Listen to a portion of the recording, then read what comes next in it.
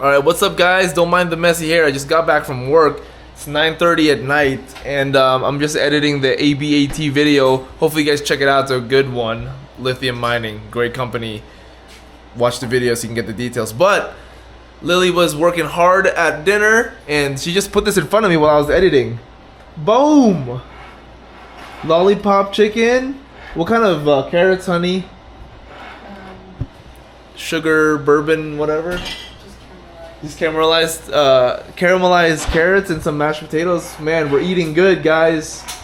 This is what happens when you get your investment account over 6 figures. Mostly if you get it over $120,000, your girlfriend starts cooking you fine dining cuisine, right, honey? See, if this wasn't over 6 figures, this would be like this would be scrambled eggs. This would be scrambled eggs and rice. If I was, let's just say the investment account, you know, we hit hard times, we go soft on AI and tech, which is where a lot of my stuff is. Fubo doesn't hit, and let's say, you know, the account goes to $76,000 total. You know, right now we're at 139K. Let's say we go down to like 76, 77K. It's probably gonna be like hot dogs for dinner, right, honey? What happens if, well, let's say 42,000, honey? What if we have a really bad recession? 42,000. What's for dinner? Alright, she doesn't want to answer my stupid questions. But let this be a lesson, guys. 6-figure investment account, that's what you get. 5-figure, 4-figure, you're done. Anyway, enjoy the rest of the video, guys. Alright, what's going on, guys? Francis here. Next day from the last clip, it's July 21, Monday. I've been waiting for the market to open. Over the weekend, I had all these ideas that I wanted to execute already. And finally, Monday came, and I sat on my computer this morning. Woke up a little extra early, too. I was just raring to get on the computer and get it done. Already ready for work, but honestly, you know, despite having all that kind of mental excitement, more like a freaking,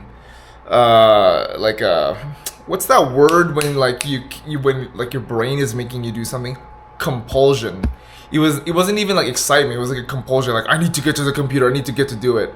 And I'm not saying that like it's a good thing. That was definitely a bad thing. Feeling that way. Honestly, the last few days have been kind of like, I've been feeling kind of like Like, being at work was kind of like, I don't even want to say making videos was like, I usually really like making the videos, but painting the freaking ceiling, like, I just did a second coat. I feel like you guys have seen this damn ceiling over like 4 or 5 different videos already, but I did a second coat because it was kind of streaky, and like, I didn't want to do it at all. I was so like lazy this morning. I didn't feel like doing anything. Like, even like doing the stocks, like, it was all like compulsion. Like now I'm just like chasing the dopamine of like, I put in some more covered calls and I put in my first cash secured put, which on video I want to be like, I'm so excited to do that, but like in reality it's more like a compulsion. Like my brain was like, you need to do this so that you can get the cash flow, and then you can get like the dopamine hit from making the premium, like the income from it, which is like, it's good that I made the income, but I feel like the fuel that's motivating me to do it is kind of dirty. Like, in the beginning, it was really like, oh my god, I just found this new tool. I discovered covered calls and cash secured puts. But now it's just like, starting to own me a little bit.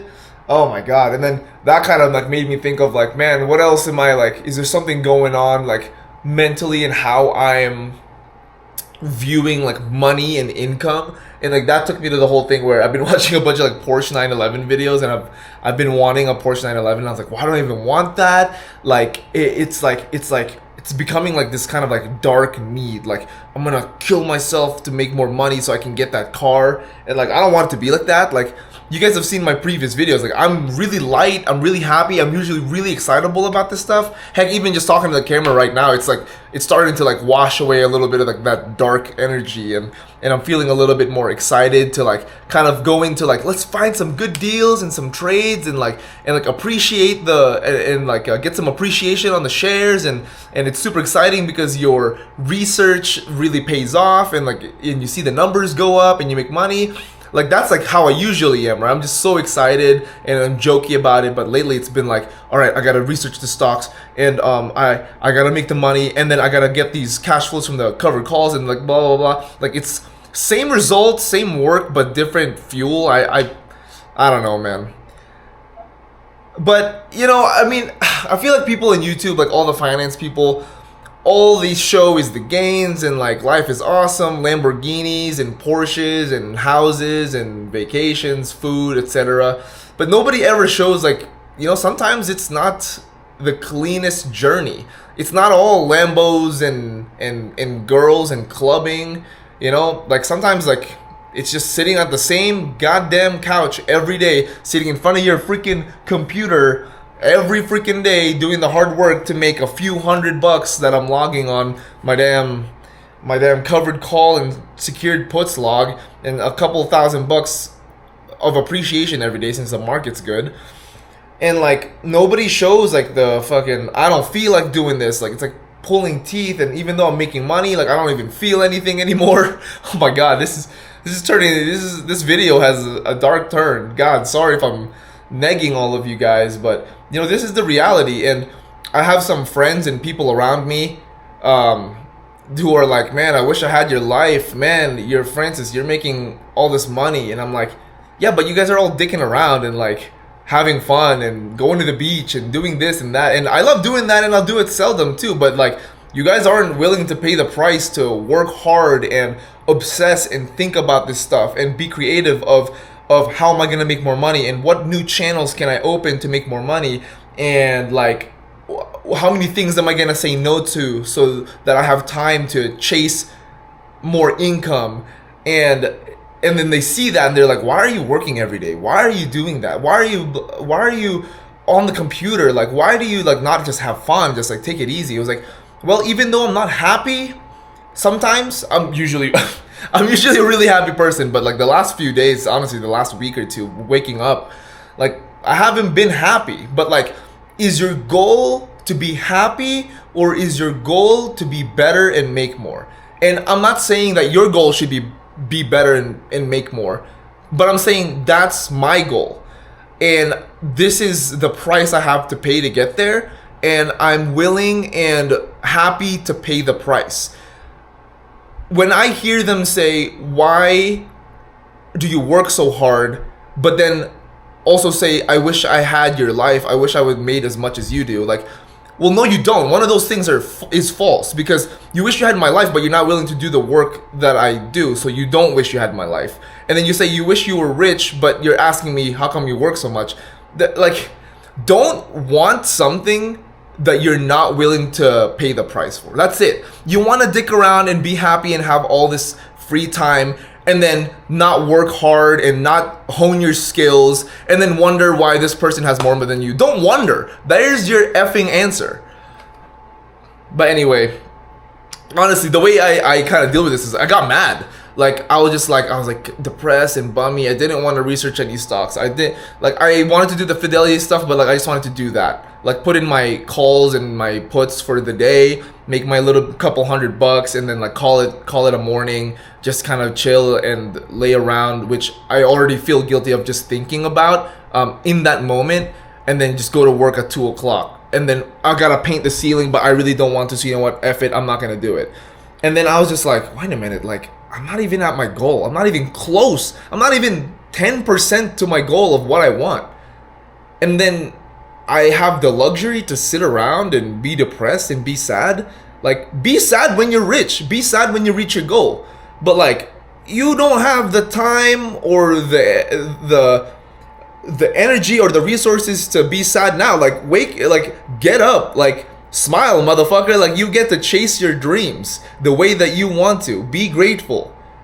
You're being lazy, you're being ungrateful. Like, splash some cold water in your face and get to work. And so I literally did that. I took a shower right before that. Actually, the first thing I did was I painted the ceiling, kind of like, I was just like, like let's get this, like I was like mad at myself, but I'm like, you know what, I'm gonna outwork the sadness. I painted that goddamn ceiling as fast as I could. Took a shower, literally splashed water on my face. Been on the computer doing some stock research, put in a couple more options. options contracts to sell, and I'm ready to go to work.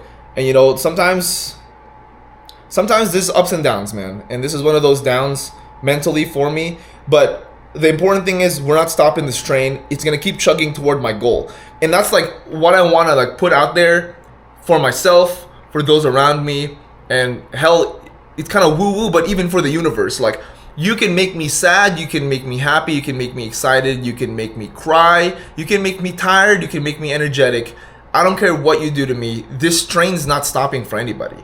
The tracks have already been laid. The tracks go from here and where I've been to where I'm going to be and what my goals are. And the train is not going to leave the tracks, and the train isn't going to stop. Sometimes it slows down, sometimes it goes really fast, but this train's not stopping for anybody. I don't care what you put in front of it. I don't care if you take the goddamn wheels off the train.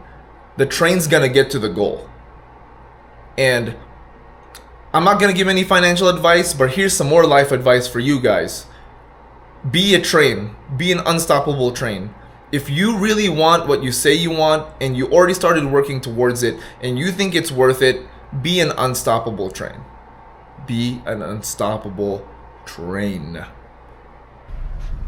Dang, guys, look at the sky outside right now. Hopefully it's looking real freaking red, because it's red from here. It's beautiful, man. Anyway, I'm almost done with work, and just taking a little bit of a walk because, whoa, look at that background. That is sick. But yeah, oh man, tiring day at work. I did some moves today. I put in some what did I put? I think I put some cash secured puts for Fubo or Plug. I don't even know, man. I'm discombobulated. Work was hella busy. And then I sold some more covered calls for Honest and with Plug. So yeah, man, I'm implementing the wheel strategy. If you guys have heard of it, you guys are like intermediates in investing, you guys know about the wheel strategy.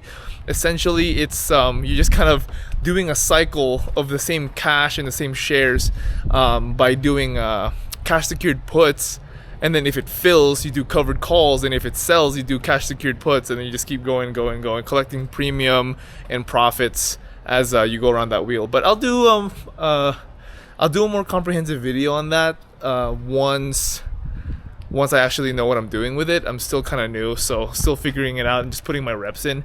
Even on some of these trades, I'll just be doing like, I'll make like $9 or $12 or $15 on like a 1 week or a 2 week contract that I sell, either on a CSP, either on a cash secured put, or on a covered call.